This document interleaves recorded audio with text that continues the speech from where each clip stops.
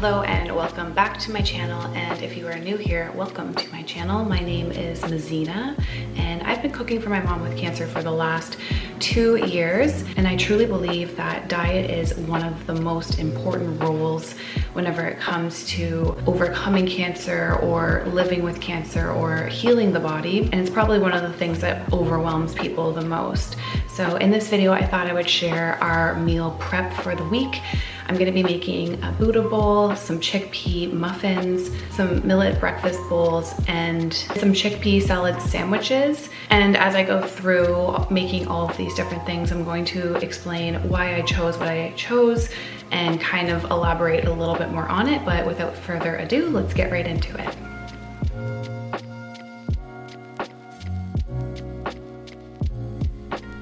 All right, so to begin, we're gonna start with what takes the longest to cook, and that means that I'm gonna just be throwing on 2 cups of millet here into the pressure cooker. Super easy. It's 1.5 cups of water or broth to 1 cup of millet ratio. I'm gonna set the pressure cooker for 12 minutes and just let this cook and pressure release on its own. Next, I'm going to preheat the oven to 350 degrees. Then I'm going to peel my sweet potato and dice it into cubes. I like mine pretty big, so I'm going to dice mine in larger cubes today, but if you prefer smaller, then go for it. It doesn't really make a difference. Then in a bowl, I'm just going to toss the sweet potatoes with a little bit of olive oil and some seasoning of choice, garlic powder, onion powder, anything that you kind of have in the kitchen is totally fine. I usually use an Italian mix because I think that tastes the best. Then after everything is all tossed and coated, I just throw mine into a pan with some parchment paper. We can just stick these sweet potatoes in the oven and forget about them, set a timer for 20 minutes, and then we're gonna flip them again and set them for another 20 minutes. All right, now we're gonna get started on making those chickpea muffins while everything's cooking. This was the first time I actually made these, and I loved how they turned out. They were kind of unique and different. So first we're gonna use 1 can of chickpeas, or 14 ounces. I had some cooked from the day before. I pressure cooked them. And then we're gonna have 1/2 cup of almond butter, cashew butter, peanut butter, whatever kind of butter you want. I prefer cashew butter. It makes things a lot more creamier. Today I had peanut butter though.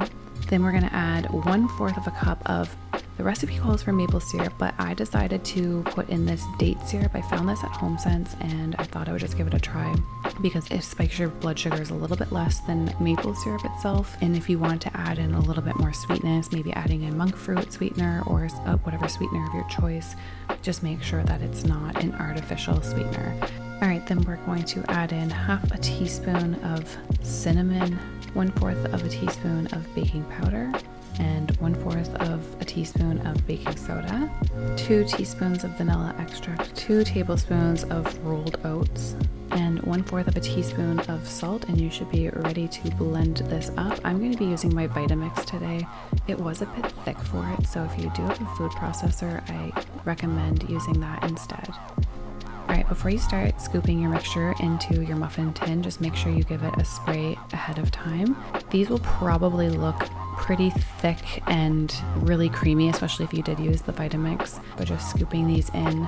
I use a ice cream scoop because that saves me a lot of time because these are very messy. So make sure that you have some sort of system to scoop them in because they will stick to your fingers. So I had just enough mixture to make about 11 muffins. If you want to stretch it to the 12, you could just put a little bit less in each, but I think 11 is perfect, and I'm just going to flatten these out and put them into the oven and bake these for about 20 minutes and just check them. I think at the end I ended up cooking them for about 35 minutes total on the bottom rack. Okay, now we're going to make the chickpea salad. I really love this mixture because it is perfect for when you just need something quick, easy. You can put it on a lettuce wrap, you can make it into a sandwich. It's a great topper for different things. And it's honestly so great if you're craving something like tuna salad and you're trying to stay vegan. This is kind of one of those things that you can sub out instead. So to make this, we're just going to finely chop up 1 stem of celery. I like mine extremely fine, and then I'll usually add in maybe a red onion or a shallot.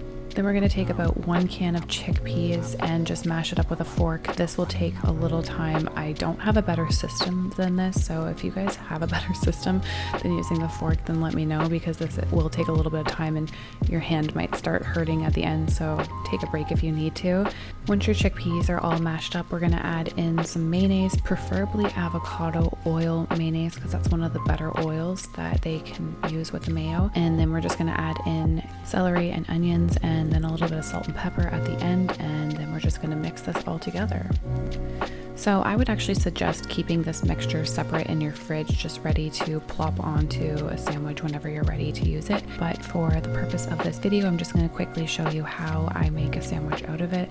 So I'm going to be using this gluten-free bread. This is the brand I used today. It's pretty good. Very small slices, but still nonetheless pretty good on the macros and whatnot. We're just going to toast this. Then I'll just slice up some cucumber in very thin slices, and don't forget the avocado. Avocado is high in calories, it's healthy fats, it slows the absorption of insulin spikes, so you definitely want to add avocado when and where you can. And then I'm just going to build these sandwiches out. So this is the end result. I could have went a little bit lighter on the mayonnaise, so maybe just using a little bit less mayonnaise and playing with it. But honestly, these are so good. They're such a great snack for when you're in a pinch. It's definitely worthwhile having this mixture on hand. So once your sweet potatoes and muffins have finished, we are going to assemble everything.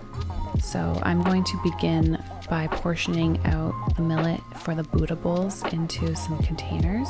I'm going to use about half a cup here.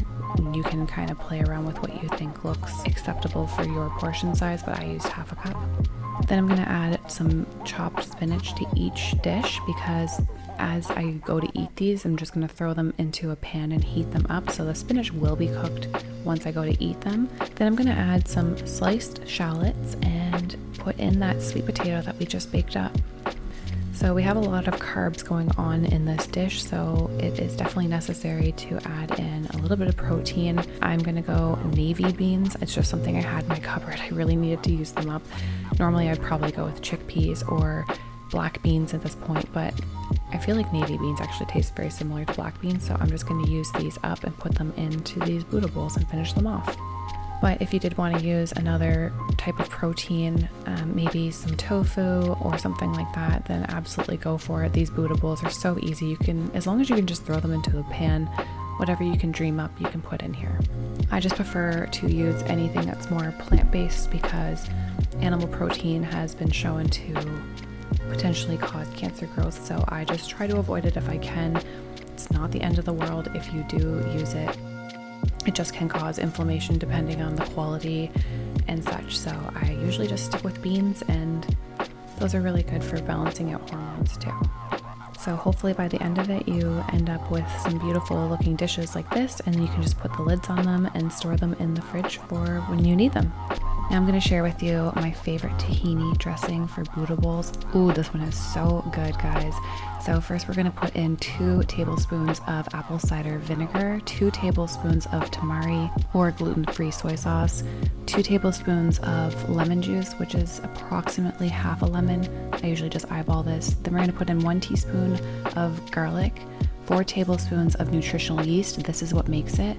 And I put in 2 tablespoons of monk fruit sweetener, but again, you can use your own sweetener of choice. Then we're going to add in 2 tablespoons of tahini, which is a sesame seed butter. And then you just blend this up and it makes an amazing dressing. This will probably be more than enough for the 4 bowls that we made for this prep. Okay, so the remainder of the millet is actually going to turn into our millet breakfast bowls. I don't love using too many dishes more than I need to, so I'm just going to make it straight into the pressure cooker here. So first up is 1 can of coconut milk, and yes, that is a full can. It's extra calories.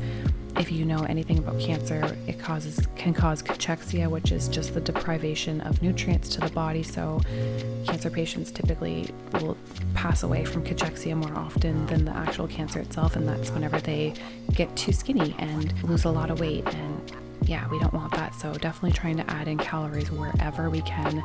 So after that's mixed in, adding in whatever sweetener of your choice. I used 3 tablespoons of monk fruit sweetener. Monk fruit sweetener is definitely my favorite. It doesn't have any weird taste to it, and it's a 1-to-1 ratio to sugar, so it works out great. Then I'm gonna add in some vegan protein powder. It's a pea protein. This is a protein that I've been using for the last few years, and honestly, I can't find any good quality pea protein that tastes quite as good as this, so I am definitely married to this product. I love it so much. I will link it below, but I put about 2 scoops of this in because it's really good to focus in on where you can add protein, fiber, or fat to every single meal, just so 1, you have more calories, and 2, you have a balanced meal, because the millet has a bit of carbs, so you do not want that spiking the blood sugar levels, because blood sugar spike turns into insulin production, and insulin is what cancer thrives off of. And if you've ever heard someone say sugar feeds cancer, that's actually the chemical reaction that they're talking about. They're just missing the more technical side to it, so hopefully that explains it for you. Alright, now I'm just going to portion these out into some bowls. I probably could have gotten away with like 5 or 6 bowls, just depending on your portion size, but this is what I went with today, and it does look pretty thick and sticky, but if you put these into a pan with some almond milk, it really does mimic a good oatmeal dish. And of course, I do recommend trying to avoid the microwave at all costs if you do have one, because it does release some radiation, and we do not want that. So just trying to get in the habit of throwing your food and heating it up on the stove top. I know it's a little bit more tedious, but your body will thank you in the end. So to top this off, I'm going to put a little bit of cinnamon and some bee pollen. If you guys have never used bee pollen, it is such a great boost. It's very sweet, but also very high on antioxidants and minerals. So I love adding this to just give a little sweet boost to dishes.